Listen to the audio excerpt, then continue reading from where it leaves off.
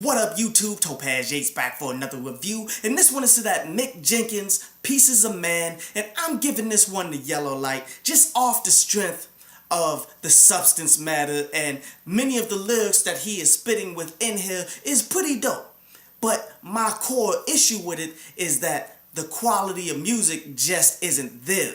You feel me? And I've said this numerous times over the years. I'd rather have a super simplistic song that's dope that I'll listen to 1,000 times over an overcomplicated song that is enjoyable to break down and figure out and understand the substance of it, but yet it doesn't give you everything you need on the surface level in order for it to be a great song. As the surface level being, is the flow correct? Is the beat quality enough for that flow? And does the song just come together with the hook and such, man? Like, that's your surface level. But when you go and dig deeper into it to understand the concepts, to understand the lyricism, to peep out exactly what punchlines is being had here, that's where Mick Jenkins is delivering the most quality work.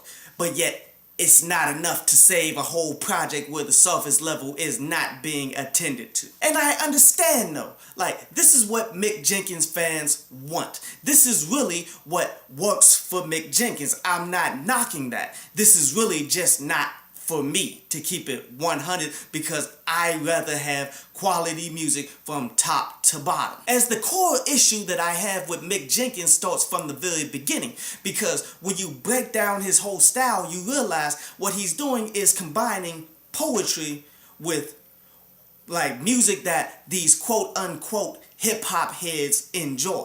You feel me?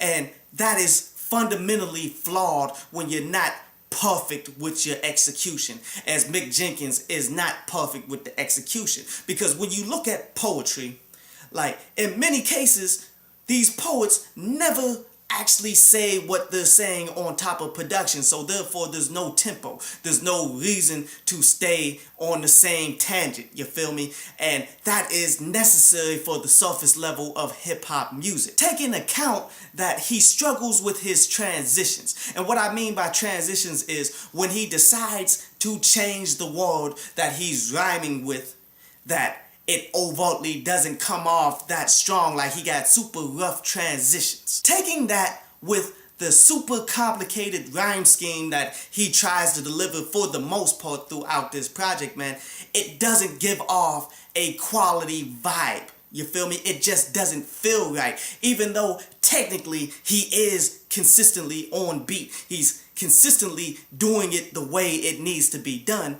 but yet the way he's doing it, the feel of it just isn't right. As the basic concept of this project here, man, is based on the poetry that he's saying throughout this project. He got 2 tracks on here where he's going in on this poetry, where he's talking about the individual pieces that we have as human beings that we end up losing because of the pain that happens to us throughout life. And this is real talk right here. You feel me? Like, you see this with actual people, on how many people lose the ability to love people because their heart has been broken so many times by people that they actually gave chances to.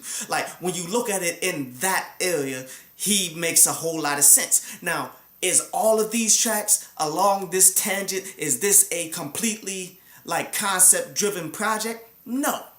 But the problem is, Mick Jenkins fans are going to make the most stretches to try to make it seem like it actually is. Let me give you an example of such, you dig? We're going to jump around a little bit on this project. But one of the songs that I actually rather enjoyed, which was that Plain Clothes, where, you know, his fans are trying to perceive this as something that the lyrics actually is not.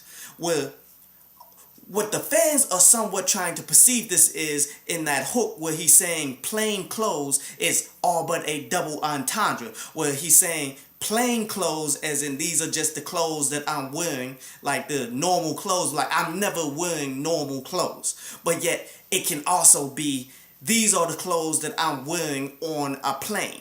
And when you break down what he's saying in the song, he's talking about being fly, talking about wearing the fanciest clothes and all of that. And people are trying to perceive this as him ironically talking about the rap lifestyle. Like, why are you being so fly all the time if you're really just out here on tour all the time? You're only really out and about when you're at an airport.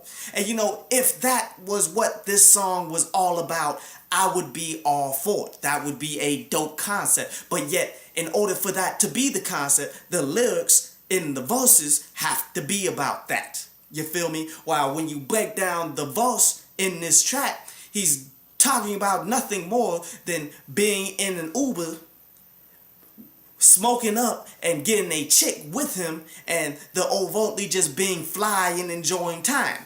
So you can't say that this song is that concept if this verse is like that. But yet his fans, who is going to give him all kinds of pleas and all of that stuff, man, throughout, are going to try to misconstrue this in order for it to fit into what the quote-unquote concept of the album is. But as I said, man, this is one of my more favorite songs here. I like the production. I like the way that he's rhyming on the beat. It wasn't like deep or anything like that. It didn't have great lyricism. It just felt right. But then you got songs like the ones that's produced by Black Milk. And those songs were back to back with a Stress Fracture and that Gwendolyn's Apprehension right there, where Black Milk, he delivers that quote unquote hip hop for the hip hoppers and stuff, man. As the production, I felt, was a bit dry. I really didn't enjoy neither one of these songs, but yet I enjoyed the actual concepts that was being had here. Like how in Stress Fracture, Mick Jenkins is overtly talking about how the success that he's seeing hides his ultimate pain that he's living through all the way through life. And how on Gwendolyn's Apprehension, he's overtly talking about this generation that he's within, where he's saying, you know, you guys are way too cool for me, I guess. Where that's like irony, where he's looking at himself like, I'm really popping out here,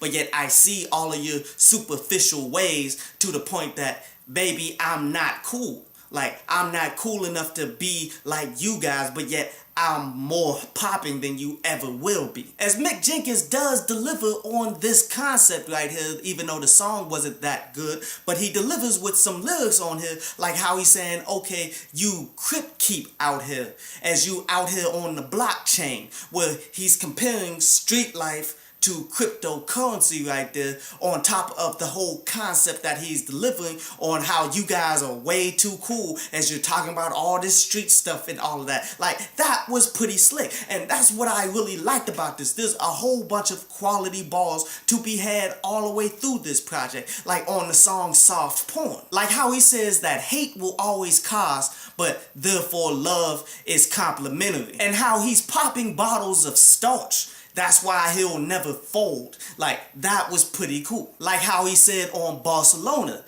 that even water can't help you when you mix the dark with the light.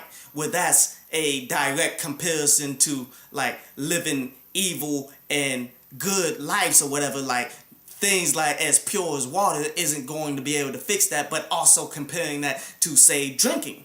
If you mix dark liquor with light liquor, it doesn't matter how much water you drink, you still throwing up. And how he said how these individuals are running with scissors straight to the plug, in which if you put scissors in the plug, you get electrocuted or whatever. But yet running to the plug is like running to the guy who's selling you drugs and all of that, and it's not a good combination. Like, that was a slick ball as well. Like he said on Reginald, like, my tribe is of Judah, and your kind is of Judas. Also like how he said on Ghost, that I'm saying my own words, I don't do that karaoke. Well, karaoke is when you sing other people's songs and all of that, man. But yet he's taking a shot at people who get ghostwriting and all that. And I did like the concept for Ghost right there as well, where he's saying he's so focused on his grind that he's overtly a ghost out here in life. Like, people really don't see him because he's focused and driven doing positive things for him to continue to climb.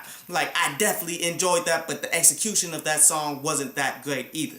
Like, really, the only song off this that I really considered keeping would be that U-Tone, where the basic concept of this is telling people, don't come at me with this nonsense, you feel me? Before you come at me, it's best you go ahead and hit a U-turn and go from which you came and such before I have to handle you. As he's doing a bunch of metaphors towards like driving and stuff in there as well, which that was entertaining. I liked the production. I liked a lot about that song. But overall, man, this project, there's a lot to be had. I enjoyed breaking it down. It was very good for my mind. It was very entertaining. But after breaking it all down and grasping everything there is to grasp, I really don't see any point to continuously listen to more than a couple of these songs off this project. That's why I'm giving this joint a 5 out of 10. Definitely worth a listen. Definitely worth breaking down and understanding these things that he's saying, because he is a complicated and pretty quality rapper, man. It's just the quality of music just isn't there to hold it down. I hope you enjoyed the show.